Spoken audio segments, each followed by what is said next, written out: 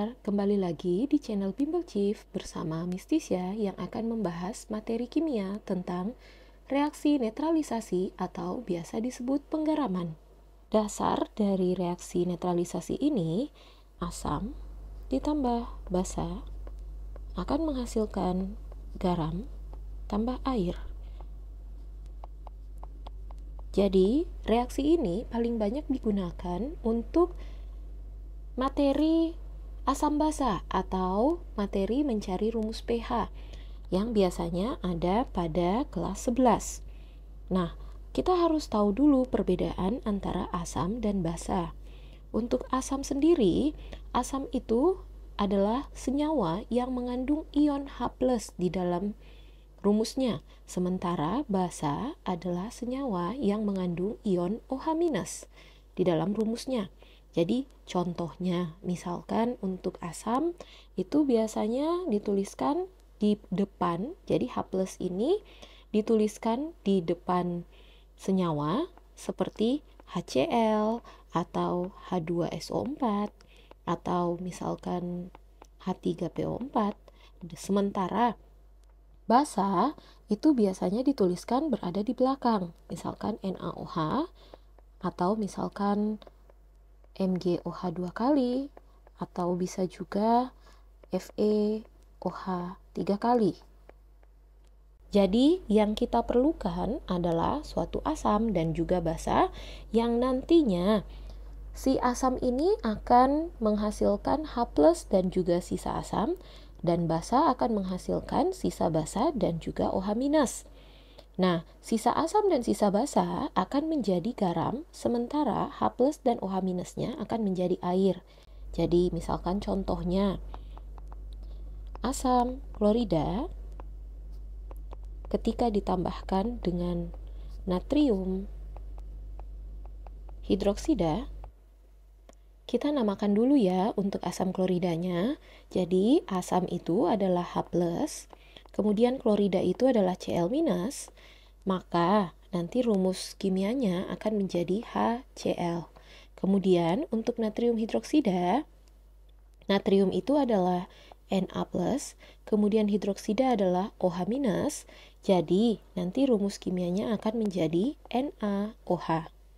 Nah, dari sini kita bisa lihat kalau hasil dari sisa asam dan juga sisa basa, Cl- di sini merupakan sisa asam dan Na+ di sini merupakan sisa basa.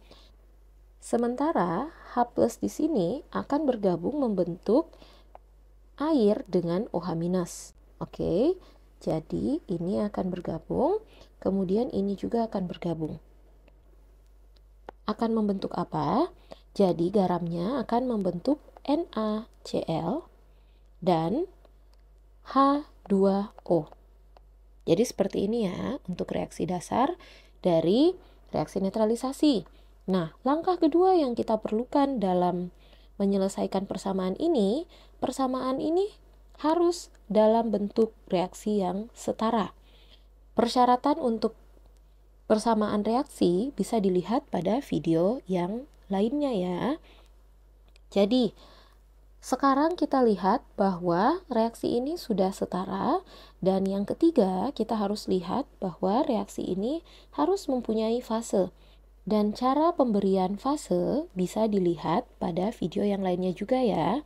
Jadi untuk HCl ini fasenya adalah aki, NaOH juga fasenya adalah aki, NaCl ini fasenya juga adalah aki, dan H2O fasenya adalah liquid. Jadi sekarang kita sudah mempunyai suatu persamaan yang selesai, sudah setara, dan juga sudah diberikan fase. Sekarang kita coba untuk reaksi yang lainnya. Misalkan jika ada reaksi seperti ini. Kalsium hidroksida. Kalsium hidroksida berarti Ca2+ dengan OH- akan membentuk CaOH 2 kali. Kemudian asam fosfat, asam berarti H+ dan fosfat berarti PO4 3- akan membentuk H3PO4. Dari sini kita bisa lihat ya, kalau Ca12 merupakan sisa basa dan PO43- merupakan sisa asam.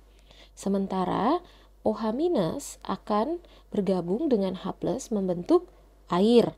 Jadi ini akan bergabung dan ini juga akan bergabung membentuk apa? Berarti hasil pembentukannya akan menjadi Ca3PO4 2 kali dan H2O. Langkah berikutnya, tentu saja kita harus setarakan persamaan reaksi ini.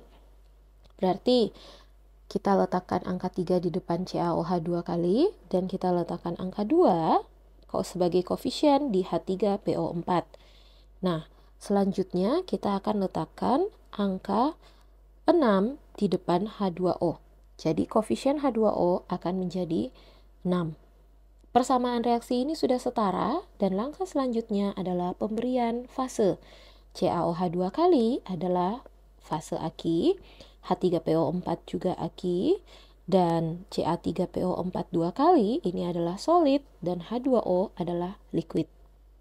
Jadi persamaan ini sudah setara dan sudah diberikan fase ya. Selanjutnya untuk contoh lainnya, besi 3 hidroksida dengan asam karbonat.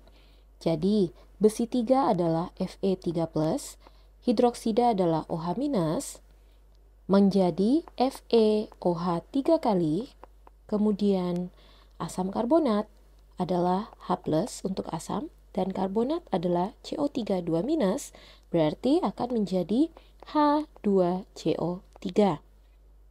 Fe3+ di sini merupakan sisa basa, dan CO3 2- merupakan sisa asam. Akan bergabung dan OH- akan bergabung dengan H+ membentuk air. Hasilnya adalah Fe2CO3 3 kali dan H2O. Langkah selanjutnya kita akan setarakan, artinya kita letakkan 2 di depan FeOH 3 kali sebagai koefisien, dan kita letakkan 3 di depan H2CO3 sebagai koefisien, dan H2O juga kita letakkan 6 sebagai koefisien. Berikutnya kita harus memberikan fase. Jadi FeOH 3 kali adalah solid, kemudian H2CO3 adalah aki, Fe2CO3 3 kali adalah aki, Fe2CO3 3 kali adalah solid, dan H2O adalah liquid.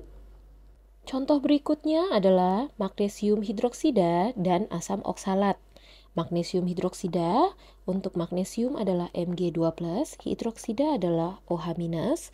Jadi, senyawanya akan menjadi MgOH 2 kali, dan asam oksalat, asam adalah H+, dan oksalat adalah C2O4 2-. Jangan lupa ya untuk cek video yang sebelumnya tentang menamakan tata nama senyawa ion. Nah, jadi asam oksalat akan menjadi H2C2O4. Hasil yang terjadi juga sama.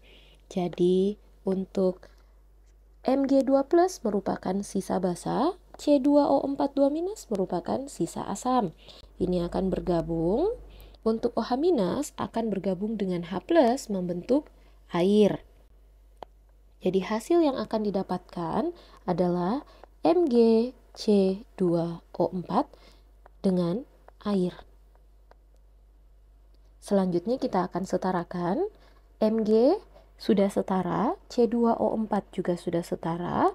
Jadi kita sisa tambahkan 2 di depan H2O sebagai koefisien. Dan ini artinya reaksinya sudah setara. Ditambahkan fasenya, untuk MgOH 2 kali adalah solid, H2C2O4 adalah aki, MgC2O4 adalah solid, dan H2O adalah liquid. Nah, jika kita sudah selesai, biasanya akan ditanyakan apa sih hasil dari yang kita dapatkan. Untuk Ca3PO4 yang ada di sini, namanya akan menjadi kalsium fosfat. Kemudian untuk Fe2CO3, namanya akan menjadi besi 3 karbonat. Dan untuk MgC2O4, namanya akan menjadi magnesium oksalat. Dan tentunya jangan lupa ditambahkan air ya, karena air merupakan hasil sampingan dari reaksi netralisasi ini. Nah, apakah ada jenis reaksi penggaraman atau netralisasi lainnya? Ada ya. Jadi selain penggaraman dasar yang tadi, kita akan bagi lagi menjadi beberapa jenis penggaraman. Reaksi netralisasi untuk sekarang kita akan bagi menjadi reaksi netralisasi dasar yang terdiri dari 2 reaksi.